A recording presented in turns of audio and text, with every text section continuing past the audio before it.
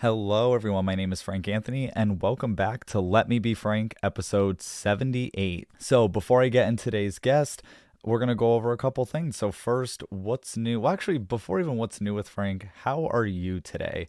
Good morning, good afternoon, good evening, whenever the hell you're listening to this. Hello. And yeah, how are you doing today? I hope you're doing okay. What's new with Frank? So, honestly, not a whole lot, you know? I just keep grinding. I'm working more on my book, which has been nice. I've been working on the blog as well. If you check out letmebefrankanthony.com, see how that rhymes? It used to be Frank Anthony Books, but if you check out letmebefrankanthony.com, I've been posting more of the book reviews on books that I've been reading lately, which, by the way, I do want to say a big thank you and shout out to everyone who's been getting me all this book mail. I've gotten so much book mail over the last, it's been a while, probably like at least a couple months. So I do want to say a special thank you to all of you out there that have been doing that for me. And I know I've been gifting a lot of people as well. I just feel like, spreading the power of reading and just that knowledge that you get from reading, I think it's a great gift. And, I wish there were so many years in between being a child and being the adult that I am today. There's been so many years in between where I just didn't really read, or I barely did. And I kind of regret that a little bit. So I'm trying to make up for it now and reading as much as I can, trying to finish about a book a week or so is my minimum goal. And if I can do better, that's fine. Some people definitely surpass that. And some people are kind of like how I was last year, where I finished one book. And this year so far, I have like 23 or 24 books read. So it's just, yeah, it's crazy how you can, it kind of makes me think of if there's certain habits that you want to enter into your life or enter back into your life, you just, yeah, you have to start coming up with a plan on how you're going to fit that habit into your life, because there's that whole thing of, well, I don't have enough time to do certain things. Well, you make the time. And, I kind of stopped using certain excuses, and instead I started looking at what I was doing on a daily basis and what maybe I could cut out a little bit that wasn't giving me joy. And it was, if anything, just filling up time and wasting it, which was kind of part of the reason why I felt like I didn't have time, because mindlessly scrolling through certain things, of course, you're not going to have time when you're doing that. But anyway, I do want to appreciate, I've been reading a lot, and I wanted to just shout out for all the love through the books. I have way too many to read now, and I'm part of Book of the Month. Book of the Month, if you want to sponsor the show and sponsor me, that'd be great. I would say so many good things about Book of the Month, because I actually really like them, and I try to get sponsors on the show that I actually like. So hit me up for that. But I love them. I always love the book choices they offer, and all the books that I have from other people, I'm also really excited to read. And yeah, it's been great. And the book reviews I've been putting on that website that I said earlier. So it's been a fun time. So that's what's new with me. We're going to go with quote of the day is from producer Alexa H. And the quote today is, "To heal a wound, you need to stop touching it." That is so true. It's like, won't it get infected if you touch it too much? Like, you should just, put a little bit of that, like, I almost said peroxide, maybe not peroxide, but a little bit of that cream or whatever's in that bottle, or I don't know. You want to put a Band-Aid on it and just let it heal, or, let time heal it. Don't mess with it. Don't overly focus on it too much. So yeah, I think that's a good quote. And thank you, Alexa, for that. Out there news. So this is a new segment I started last week. This one's a little bit funnier than last week's. Last week's was a little more of just me ranting a little bit, but this one, I've wanted to know this for so long. What the heck is Grimace from McDonald's? Have you ever wondered that yourself? Because I have wondered that since I was a kid. I grew up on a good amount of fast food. I mean, not all the time, but it was the 90s, I feel like, in early 2000s, there was a big rise, I feel, in fast food, like McDonald's and Burger King and Friendly's and all that good shit. So I'm like, what? So, and if you don't know what Grimace is, which I feel like so many people have heard about, Ronald McDonald and his little like minions or his little co-host or whatever. Grimace is that big purple thing. And that's what I want to get into, because I always thought it was just some purple blob thing. I thought it was like some deformed thing version of Barney, but it's like because Barney had come out around that time, I think, but no. And then I saw people saying that Grimace was a milkshake, which would kind of make sense because obviously they would offer milkshakes as a drink. But at the same time, I mean, I had enough milkshakes in my life growing up to know he just doesn't look like a milkshake. But it could have been some weird thing like that. But no, we have the answers. We have the answers on the Let Me Be Frank podcast. Manager from McDonald's franchise in Canada revealed a little bit of the story behind Grimace. And do you want to take a guess at what he is? You want to take a guess? You want to? I would have never got this. Never, never, never. He is an enormous taste bud. He's a freaking taste bud. I would have never guessed that. It's like playing a game of charades and just that being literally the last thought in your mind. So he went into explaining it, and someone had pulled up a picture I have in front of me here of what a taste bud looks like and what's called, is it papillae? I'm not like the biggest science person, but that looks like Grimace. So I'm like, damn, it's this purple like blob-ish thing. I mean, that's what Grimace is, a purple blob-ish thing. And except, I mean, there's not like a creepy ass smiling face on it, obviously, but yeah, he's a taste bud. That was because it was supposed to show that like the food's delicious. And that does make sense. And it's very 90s of McDonald's. And the more I think about it now, I think those little minions that Ronald McDonald has, or I think Grimace was a villain. And what is the Hamburglar? He was another villain. And I haven't been seeing them. Like, I think they slowly were making them disappear or like more off to the side, where they used to be like more upfront main characters part of the franchise, where now I think they just focus more on Ronald McDonald, which honestly, I don't even see much about him anymore.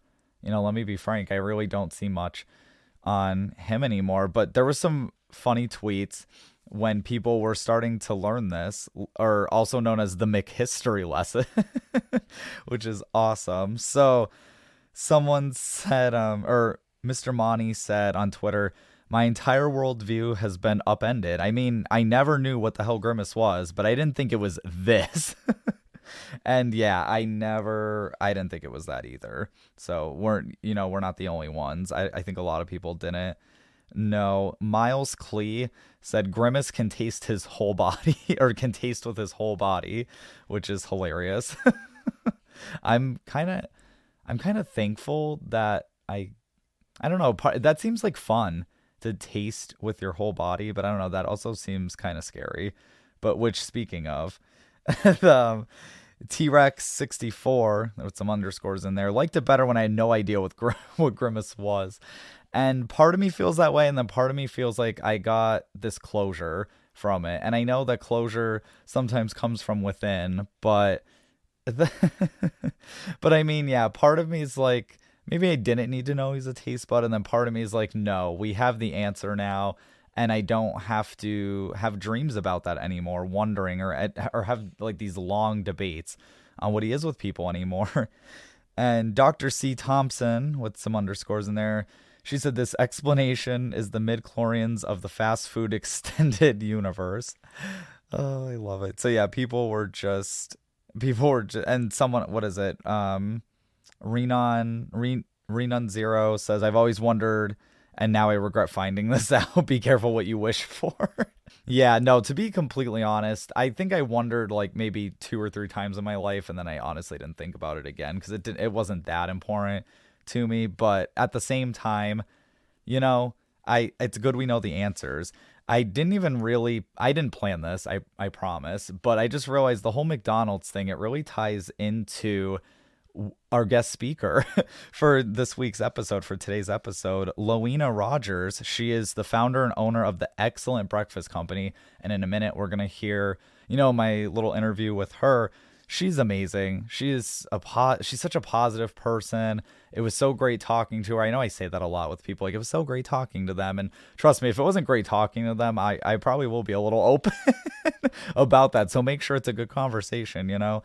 No, she was really great. And considering some of the issues I've had with food in the past and more recently, this is probably an episode I'll even I'll probably play back myself just to, hear some of the pointers and stuff, or some advice and some knowledge that she has in her field and that we're going to learn more about, because we do talk more about her company itself and how it's created, but a big part of the company has to do with children's nutrition. So if you are a parent and you're listening to this, I definitely would listen to this episode, especially if you're unsure on what to feed your kids or certain serving sizes or all that good stuff. We go into different diet fads or current diet fads and trends that kids might follow and stuff. And we go into school lunches a little bit. I thought that was something important to bring up because that has transformed. I think school lunches at one point was legit fast food, which is awful. So it, just the transition over the years with that. And yeah, so, before I give I don't want to give away too much. So without further ado, let's get into the episode. Enjoy. Hey, Loena, how's it going? Very good. How are you, Frank?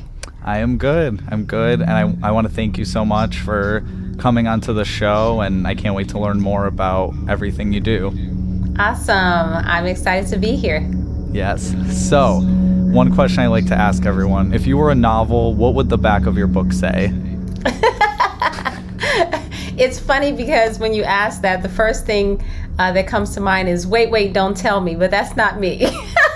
but no, it will probably be, let's see. Wait, did you read that label? Oh, I like that. So that would probably be my line.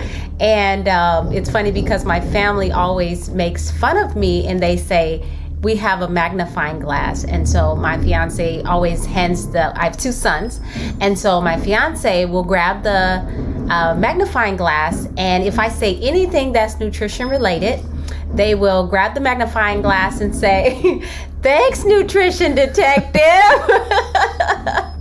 So if that tells you anything like what it's like to have a conversation with myself, there you go. So I think on the back of my book, it will probably be, wait, did you read that label?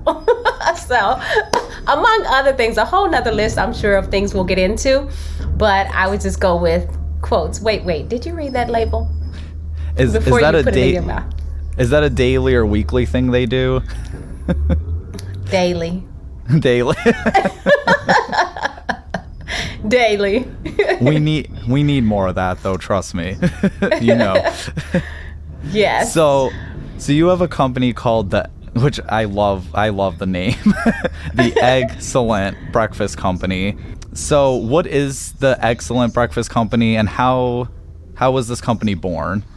So the Eggcellent Breakfast Company is actually a company. I love to read make sure I say it correctly so everyone hears what we do and how we do what we do. But we are a company, we empower parents really to take back their child's health.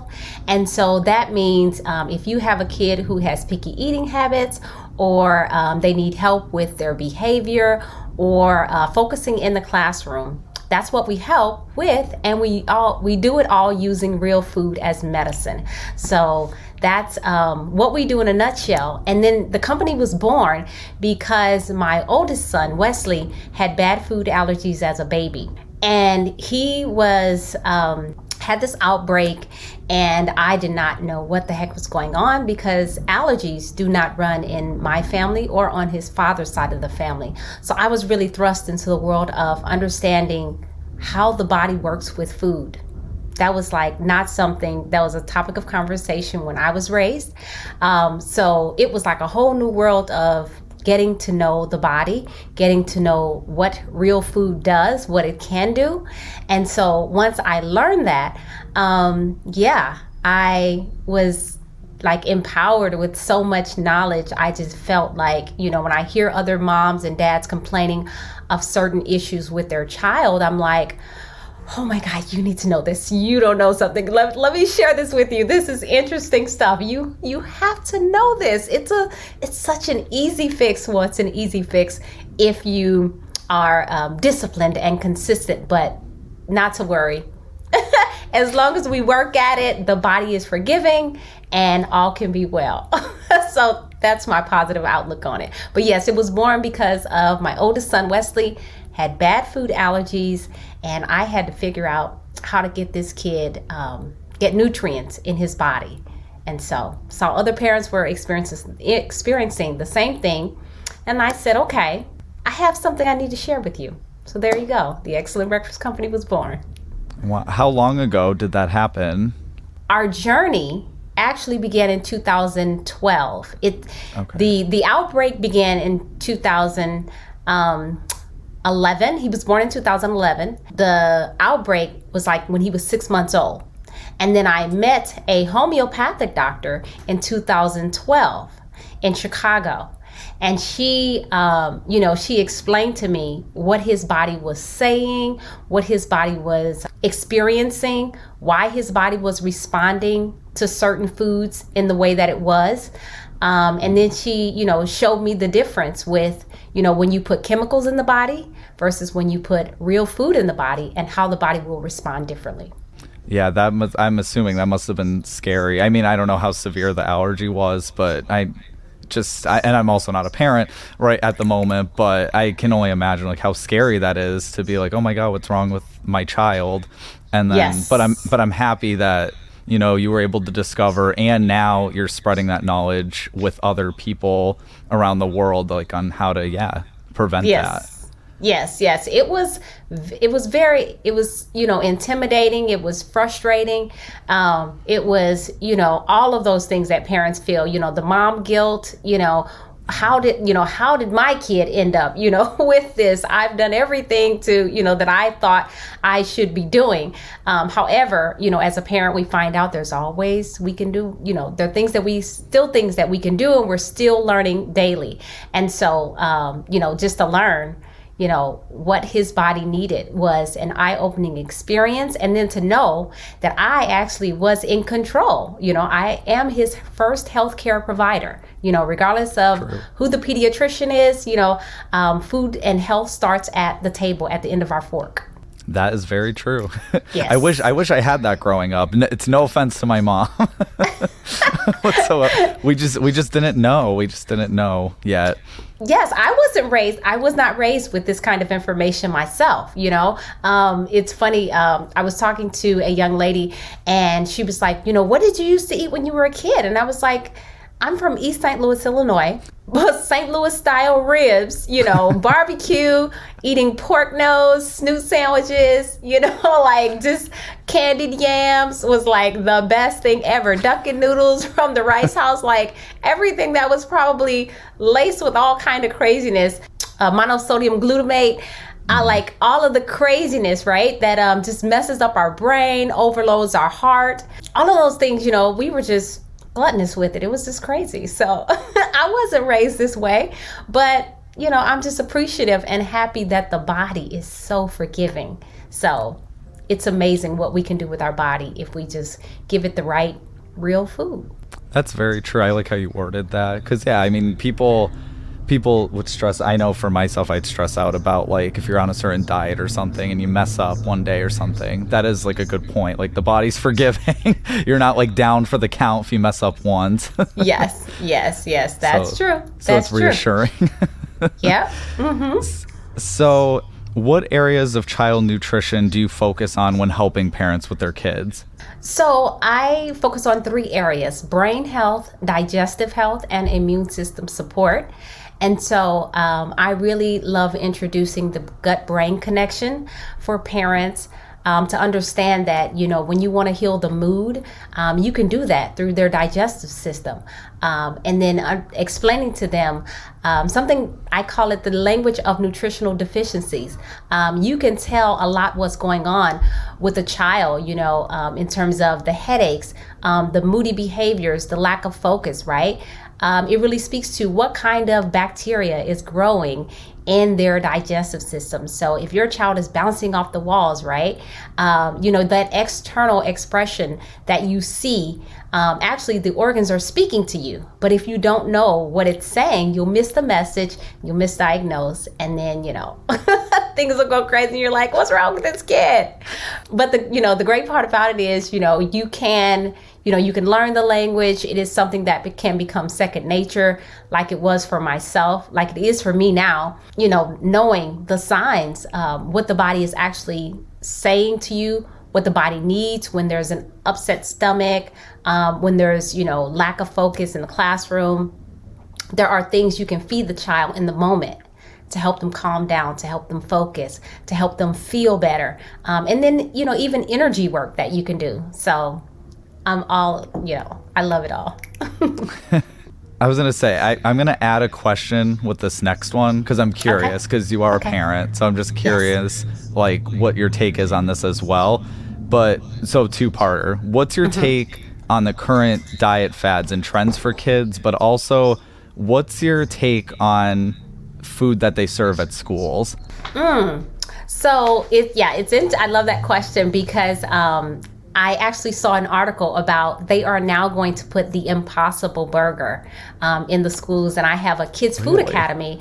I have a Kids Food Academy free Facebook group that I have online that I share with parents different perspectives and, information, nutrition literacy, and then, just points for them to think about and consider when they're choosing specific foods for their kids.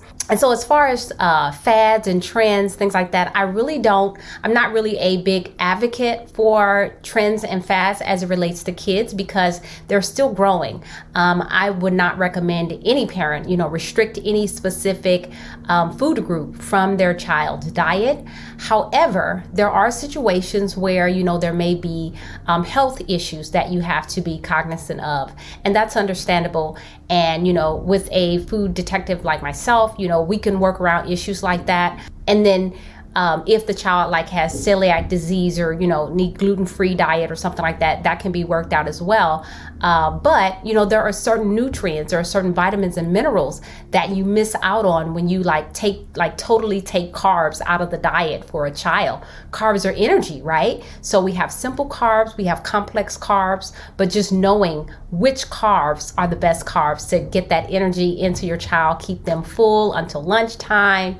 That's what's most important to know. All food is not created equally. So that's where the nutrition literacy comes into play. We're learning exactly what you can feed your child and what's, quality over quantity, let's just say it, is important. Knowing that is very important. And then the next question you said about the lunchroom. I know that there are also on Clubhouse, I heard this lady speak, Jenny DeVivo, I believe her name is. She is actually, I think she's the director of the nutrition program at some schools or something over East. And so she was talking about how, she has really transformed their menu and how it has been so impactful with how the children perform, how they are able to, excel in the classroom. And I really like that. I know in public school systems, the meals they're given may not be the best. They may not be of the highest quality in certain areas. I remember up in San Francisco, though, they actually had, when we were thinking about moving up to San Francisco, they had gardens, right? So they had classroom gardens and, things that they actually tended to, and they actually taught the children how to actually, raise crop and, eat the importance of eating real food and how, it can fuel your body. So I thought that was a very, very good aspect of teaching kids, the farm to table concept. But when the quality is not there, I can say, even I was raised on, eating school lunches, and it's not the most nutritious. It could be definitely more nutritious, but the money, they need to find the money and put the money in the correct places so that, our children can actually learn and feel, satisfied and nutritionally, filled, so that they can actually excel in the classroom. And so that's, actually one of the reasons that I've, started the Eggcellent Breakfast Company, so that if the parents need help with that, if your child does need that in school, when they get home, you know what the meal should look like. You know what they need, what's missing. That's kind of, why the Eggcellent Breakfast Company exists, to also help with academic learning in the classroom, and how parents can actually help before their child actually sits down in the seat at school. Yeah, that's very true. I like that you brought up towards the beginning when you talked about, how cutting carbs for kids and stuff, part of like the trends and stuff. I mean, yeah, a child's growth is so crucial, like everything that they do between, those certain ages of development. So, and you as the parent, it's like, yeah, you're like you said earlier, like the first primary care individual is the parent. So it's like they have the control on what they feed their children. So it's like at the end, the child's not, I mean, they can choose what they eat, but at the end of the day, they don't have the power to actually, enforce that choice. They're more so asking their parents. So yeah, it's interesting to think, like, I wonder, yeah, if certain parents are like putting their kids on like really strict diets, and then if that's affecting them in school, even though they're like trying to do the best, but because they're going by some sort of fad diet, if they're actually like hurting them. Yeah, I think, it can, unless it's really, health related, I think, going to a fad diet is really not the way to go. Primarily, again, because you don't want your child to miss out on specific vitamins and minerals, nutrients, essential fatty acids. And then also, like when I talk to my clients, I tell them, eating as many greens as possible 3 times a day. Yes, for breakfast. Eat greens for breakfast. Broccoli is a green. A lot of people don't know that. And so really? Incorporating green, yes, incorporating greens is so important, so essential. And I like to even use the example of pre and probiotics. When we put those in our body, taking it in the form of fermented foods is going to give you different strains of good bacteria than it is when you're eating it from yogurt, right? That has been fermented, or dark chocolate, which is a prebiotic, or eating a green banana, that's a prebiotic. So you get different strains of bacteria. And in our digestive system, which I love to call our brain, our second brain, when you actually put in the good bacteria from different strains, I mean, all the bacteria is in there. There's no way we could possibly go through and name each individual kind of bacteria that lives there. But what we can do is get good bacteria from different foods, different varieties, because it's going to go in there and it's going to, like Muhammad Ali, punch him out, boom, boom, right? So that's what you want. That's what the food is doing. That's why variety is key, not just not eating the same things. It's important to keep mixing it up, because you don't know what bacteria is thriving there. So when you get your prebiotics from a capsule, or if you're getting it from green bananas, or if you're getting it from okra, right? All of those different strains of good bacteria are going to help your digestive system, depending on what's trying to thrive. And when the bad bacteria can't feed on the junk, then, it has to die off. It leaves. It just leaves. I'm kind of throwing this question in there too. I don't know if you can answer it or not, but I was wondering, are you able to share any sort of tips or knowledge from your company on the show, or is that something like we have to contact you for to get the info? Well, I do actually, I always encourage all of my listeners, all of my followers, whether they're my clients or not, some steps that you can take today, action steps that you can take today is, wait, did you read that label? Check your labels of everything that you love to eat. And I mean, as it relates to cravings, I want you to check the label on that and look and see if it contains vegetable oils. So by vegetable oils, I mean canola, soybean oil, corn oil. I want you to check and see if it actually contains that, because the process by which those oils are created is not healthy for our body. They actually go rancid in the processing state, in the processing plant when they are created. And then they actually have to be bleached. And then they have to be, fumigated, and they have to put a, perfume in it, if you will, to make, the neutralized scent come about so that you don't smell the spoiled oil. And so then they go to the grocery store, and then it sits on a shelf under the fluorescent lights. And the more light that, gets to the oil helps it to go bad, and just a number of other things. I just like for people to look at the labels, read the nutrition labels. If you see that you have vegetable oils in your favorite foods, I would encourage you to look for another option, because if you're having headaches, if you're having inflammation or pain in your body, every time you eat foods that have canola oil or vegetable oils, or even added sugars. Those added sugars, you are feeding the bad bacteria in your digestive system, in your second brain. And then you're also feeding the inflammation in your body, and you're just feeding the free radicals. So that's my tip.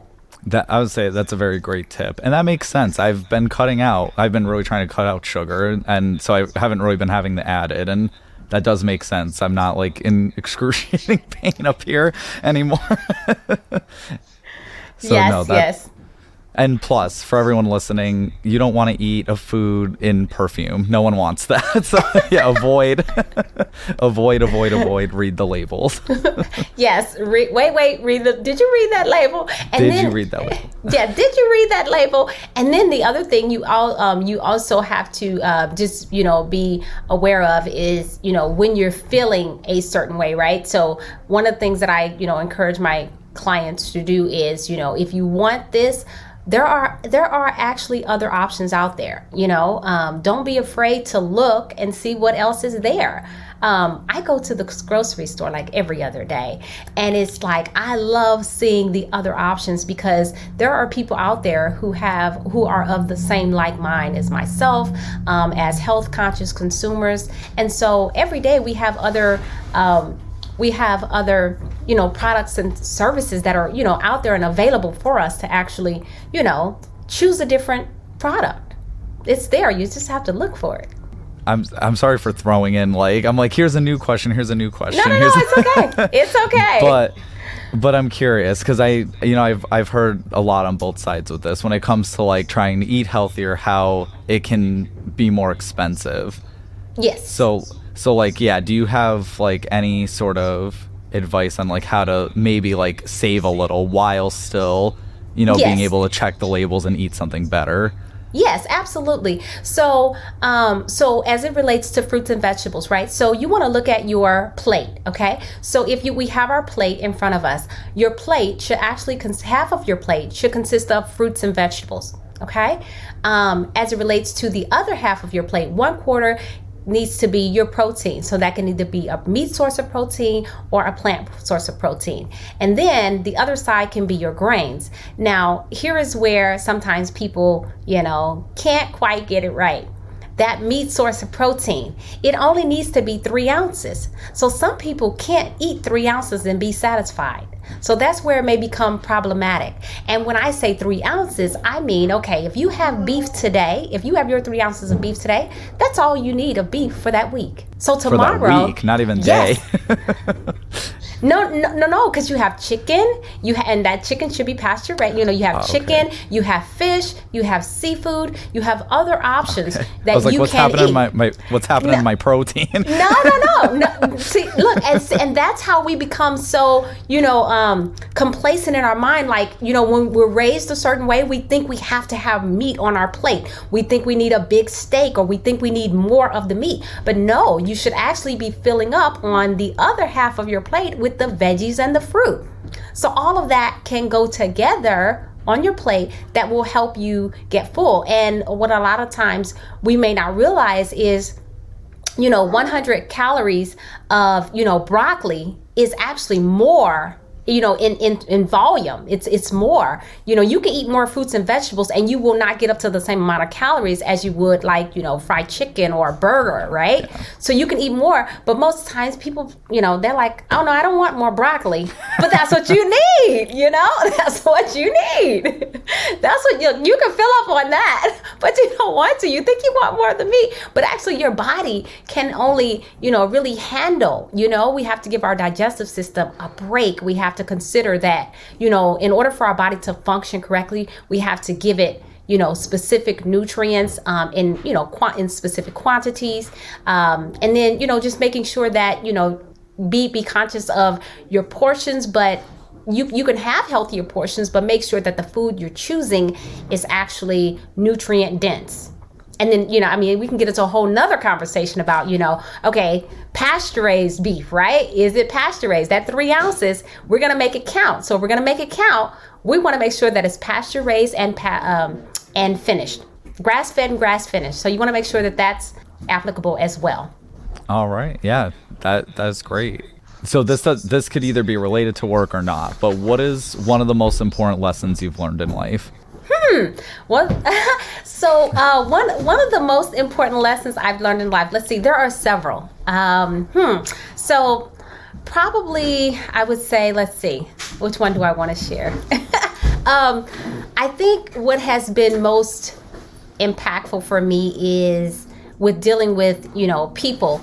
I used to work in customer service. And a lot of times when you're having to deal with other people, you notice sometimes you don't know what other people are going through. And so I think it's very important to consider the other person's position, right? And then think about how someone else feels and really put yourself in their shoes. So I know when I used to work in customer service and I used to work in the escalations department. And, sometimes, right, exactly. So they would, get escalated because they're like, give me my money back. You have my money. You took, and it was just, sometimes it's just a misunderstanding. So for me, it was like, okay, don't get upset because they are coming from a place of not knowing. So if I can get them to calm down, explain to them what the situation is, what happened, and then try to get them to see how we can resolve the situation, they may hear me out. Right. And so usually it worked, 95% of the time it works. Some people, we can't be all things to all people, and I'm okay with that. But at least I tried, and I always try to put myself in the other person's shoes. So that's one of the things that I think have been, impactful for me with dealing with the public, dealing with kids. And definitely, having patience, having kids taught me that, having patience, don't freak out. And you know what? Things are going to work out for you. They are, even though it may not seem like it. I've always, tried to see the positive in most things that happen, even when it's like not so great. I'm like, okay, so there's a lesson here. What am I supposed to learn from this? It doesn't feel like it, but there's a lesson here. So what am I supposed to learn? So, staying positive and, trying to find the positive in everything, and then just, putting myself in someone else's shoes, and just trying to see the other side. That's great. And there are definitely some saints in customer service, that's for sure. I used to be part of that too. Yeah, it's not. Right. No, it's not easy. It's not easy. But, if you can get them to calm down, and sometimes people just want to vent, and so once you kind of understand and, establish that rapport with them, they're like, okay, well, at least you listen and let me get out, I want to say what I want to say and let me get it out. So you just let them say what they want to say. It's okay. That's true. Yeah. Some people, they just want to be listened to. And then it's like, once they feel appreciated, it's like, okay, for some reason, calm down. Yep. So, that's where the patience come in, right? Yeah. We just understand that, okay, if I was on the other side, how would I feel if someone was over talking me or was not hearing me out? So I try to put myself in their shoes, let them say what they need to say, hear them, and then, make sure I'm hearing them correctly, and then, offer a solution. That is so true, yeah. It's like if you didn't want someone yelling at you, why would you yell at the person back, So yeah, that makes complete sense. Yeah. And, in relationships, I've even learned that, if someone is escalated, right? If they are high, you should go, you should be here, right? Because if you ever try to put out fire with fire, it won't work. Nope. You need water, right? So you have to do the opposite to help simmer things down. And that's unfortunately that's hard for a lot of relationships when they're in the moment, at least. But if you can if you can remind yourself, this is the moment. Water. Yes. But it comes with years of experience. Yes. In my 20s, I would not have given that answer. Okay, let's just be honest. I was hot-headed and I was, I was going off too. But having kids and life experiences and therapy, it helps you to see, you have to understand where the other person is coming from. Someone else may not be able to see the glass half full, if all the experiences they've had have led them to believe that everybody's against me, so. And I was gonna say, you seem like an amazing individual, so. I try. So to close out, what are your social media links or websites or anything that you want us to check out or follow? Absolutely. So I am on Instagram, I'm on Facebook, and LinkedIn, and I'm at Eggcellent Breakfast Co. on Instagram and Facebook. That's EGGCELLENT Breakfast Co. And my Facebook is Loena.Rodgers. So you can find me there. And then for all of your listeners, I would love to share my free gift with them. Yes, I almost forgot. Sorry. Yes, no worries at all. So I have a free breakfast calendar that I love to share. Sometimes when you need something new in your repertoire, in your breakfast repertoire, you can download my free breakfast calendar. It has it's a 30-day calendar of breakfast recipes. You can get it at bit.ly/breakfast_calendar. All right, cool. So you guys better go check that out, and all those links will be in the description below. Thank you so much, Loena. Hey, Past Frank here, and I hope you enjoyed today's episode. Make sure you subscribe to stay updated on new episodes, leave a review on Apple Podcasts, and if you'd like to become a producer or make a one-time donation to the show, click on the Buy Me a Coffee link in the description. I want to give a special thanks to my producers Monica Leigh, Alexa Hunt, Jennifer Herrera, Stephanie Lindsay, Kas Nolan, Alana Rasmussen, and Krisha. I also want to thank each and every one of you for listening to the show. Have a super special awesome day, and bye.